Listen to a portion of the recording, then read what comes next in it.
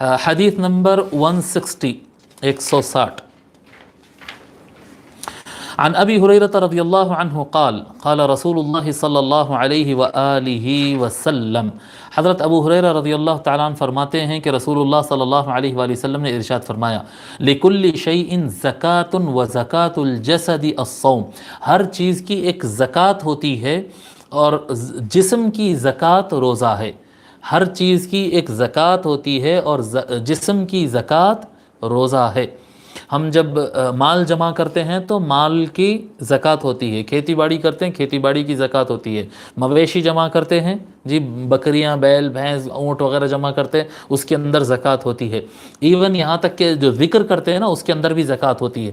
اور کیا کہتے ہیں، وَزَكَاةُ الْجَسَدِ الصَّوْمُ، اور جسم کی زکوٰۃ روزہ رکھنا ہے، جسم کی زکوٰۃ روزہ رکھنا ہے۔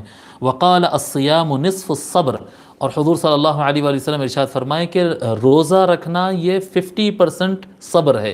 صبر کا کیا کہتے ہیں، آدھا صبر ہے، روزہ آدھا صبر ہے۔ اس حدیث کو امام ابن ماجہ اور طبرانی اور بیہقی نے روایت کیا۔ وفی روایت، اور ایک کی روایت میں آتا ہے، صلو تنجحو، اے لوگو تم نماز پڑھو تم کامیاب ہو جاؤ گے، وزکو تفلحو، اور کیا کہتے ہیں زکوٰۃ ادا کرو تم فلاح پالو گے، یعنی خوشی اور نعیم کی زندگی میں رہو گے۔ وصوموا تصحوا، اور روزہ رکھو تم صحت مند ہو جاؤ گے۔ وصوموا تصحوا، تم روزہ رکھو تمہاری ہیلتھ اچھی ہو جائے گی۔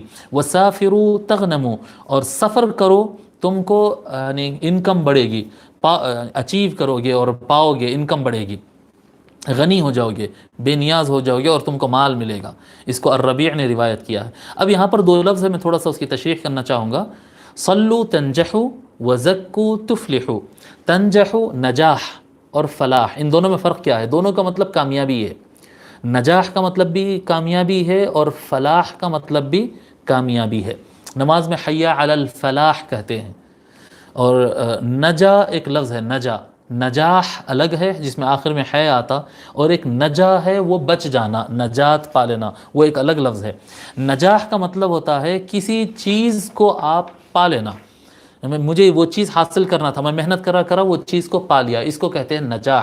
اپنے کام میں کامیاب ہو جانے کو، کام میں جو کام لے کے بیٹھے تھے اس میں سکسس حاصل کر لینے کو نجاح کہتے ہیں۔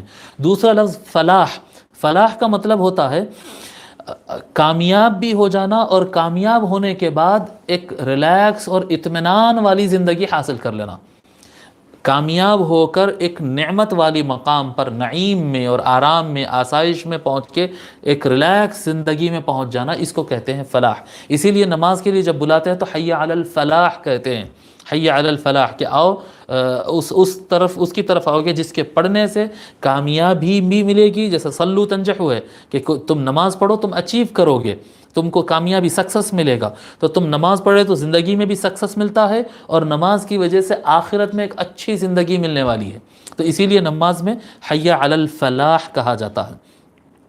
تو بہرحال اس حدیث کو الربیع نے روایت کیا ہے اپنی کتاب المسند میں۔